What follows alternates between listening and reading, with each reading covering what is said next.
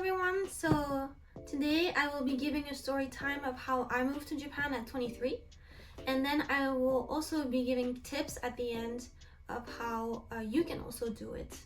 So first of all, a disclaimer. So I am going to talk about how I got my engineering job in Japan. I know it's different from people to people, and this worked for me, so I hope it works for you as well, but please keep that in mind. So first of all, let me give a little bit of introduction about myself. So my name is Alice. I moved to Japan in 2020, and so I've been living here for 4 years now. I moved here after getting my master's, after my master's internship, and so I've been studying Japanese for a while, actually, around 10 years, even though I'm not fluent at all. Still trying to pass the N2, but that's a general introduction about me, and now a bit of background of why I wanted to move to Japan after my master's. Ever since I was young, I've loved anime. But actually, so my love for Japan and anime started to grow, and then when I was in university, I was offered a chance to go to Japan in my 4th year. So I decided to go, and it was one of the greatest experiences of my life. I think many exchange students have the same experience as me. It was so much fun. I had many Japanese friends. I was able to practice my Japanese. I was able to eat very good food, and it was just a very comfortable and peaceful life, and very different from the one that we have in France, especially as a woman. Here in Japan, it's super safe. You can just walk out at night. Obviously, you need to be careful, but not as much as in France. So that's what really attracted me to this country. And at the time, my love for anime wasn't that strong anymore. It was more about the culture and how peaceful the life is here. So then, how did I get my job in Japan? First of all, I did my internship in this company that's called this Company A. As I was doing my master's internship in Company A, this project, this internship was actually in collaboration with Company B. So Company B is my current company.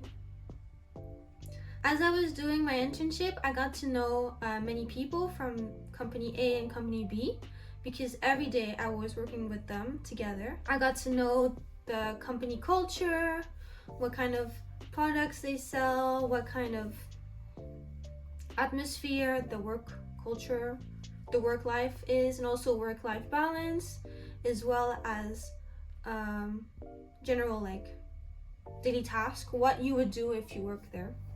So I did a lot of networking through my internship, and I got to know many different people around Company A and Company B, and even actually other companies which are suppliers to Company A.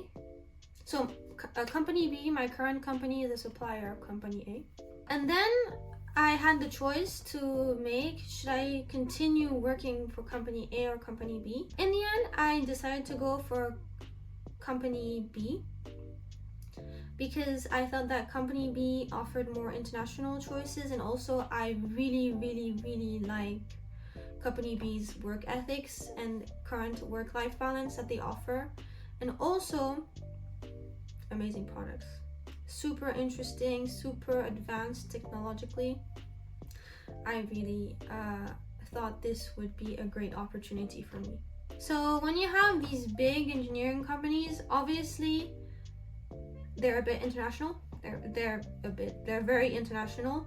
So I thought, what if Company B actually has positions or offices in Japan? So that's when I looked online, and I saw actually a few positions in Japan, exactly what I was looking for, and also in links of what I had done my internship with. And that's when I applied for this position. So I wrote a letter of motivation, I wrote a resume, and I sent it.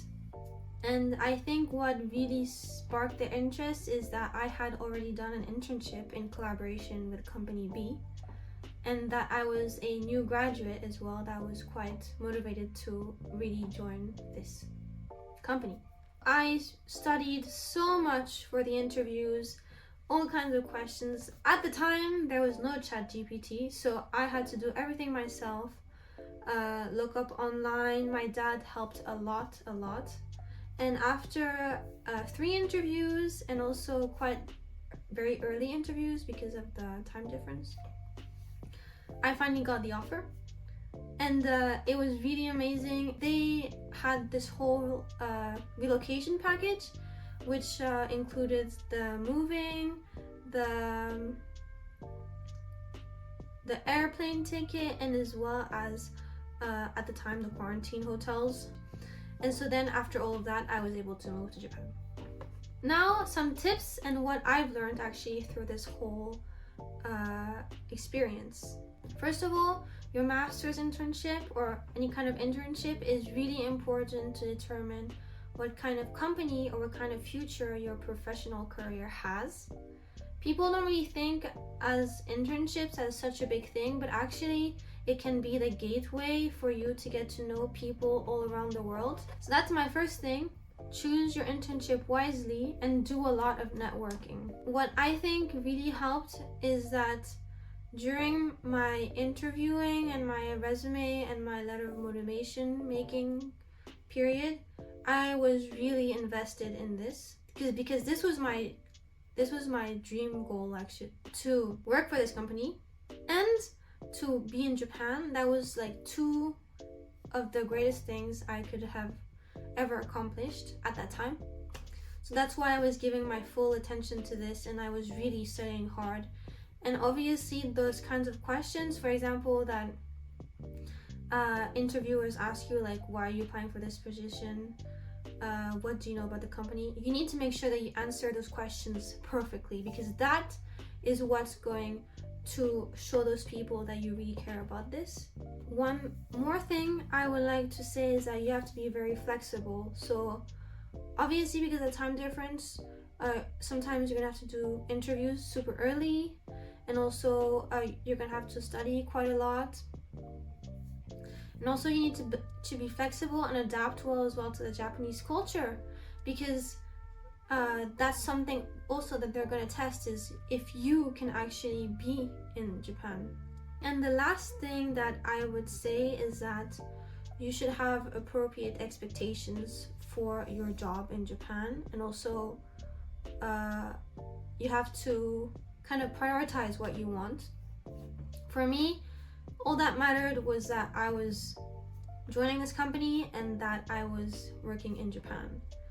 But if you think about it, there are also other things that you need to consider, such as Japanese work culture has a lot of overtime. So overtime is a bit the culture, so you have to be prepared for that.